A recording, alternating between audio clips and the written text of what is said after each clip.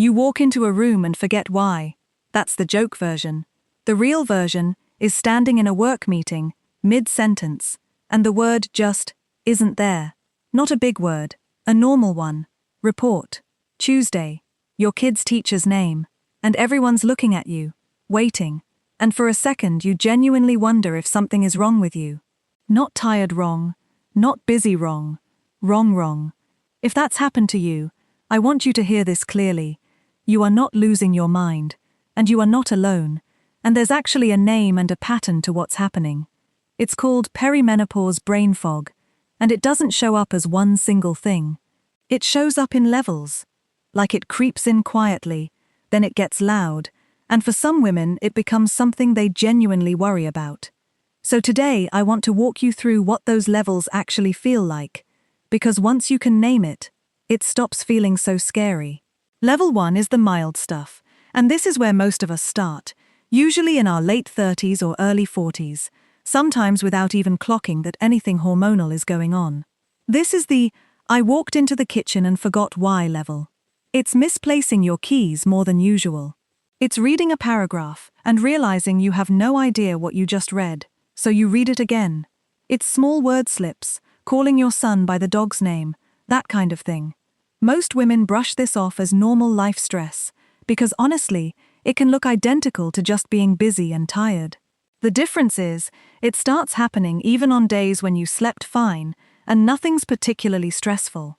That's usually the first clue that something hormonal might be underneath it, not just circumstance. Level 2 is where it starts to actually bother you. This is the level where you're in a conversation and you lose your train of thought completely, mid-sentence, and have to say, sorry, what was I saying?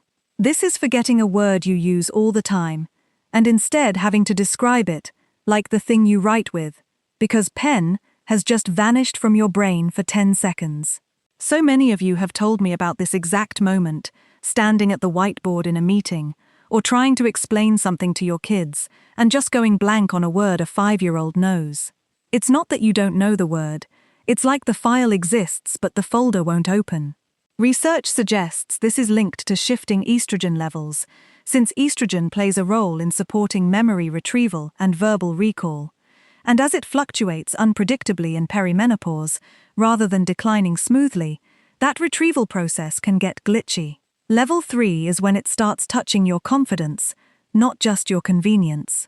This is the level where you second-guess yourself before you even speak, because you're worried you'll blank out again in front of people.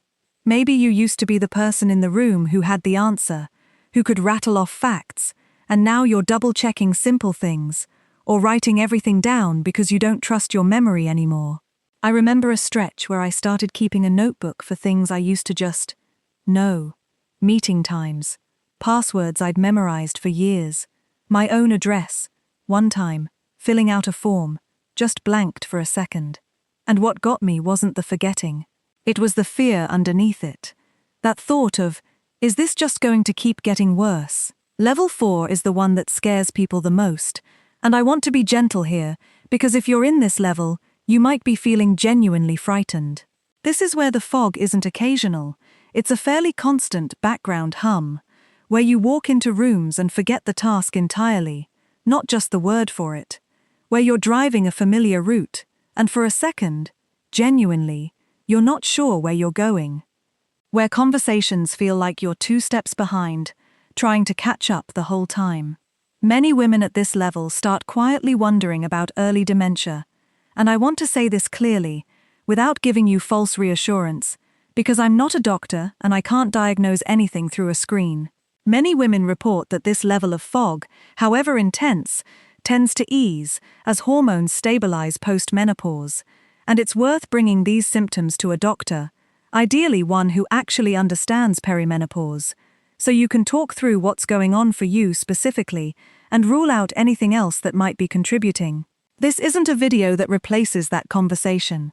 It's a video that helps you walk into that conversation informed instead of scared. What ties all 4 levels together is the same underlying thing. Your hormones, especially estrogen and progesterone, aren't just involved in periods and hot flashes. They're deeply involved in brain function too, things like memory, focus, processing speed, even mood regulation. So when those hormones start fluctuating erratically, instead of following a predictable monthly rhythm, your brain is essentially trying to function with an inconsistent fuel supply.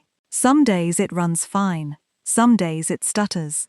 That inconsistency is actually one of the more validating things I've learned, because it explains why the fog isn't constant, why some days you feel sharp, and other days you can't find a simple word. It's not you being inconsistent, it's your hormones being inconsistent. I also want to name something that doesn't get said enough. This isn't a character flaw, and it isn't a sign you're falling apart. It's a documented, common experience that a huge number of women go through, and yet almost nobody talks about it until you're already in it, confused, Googling symptoms at midnight wondering what's wrong with you. That silence is honestly what makes it feel scarier than it needs to be.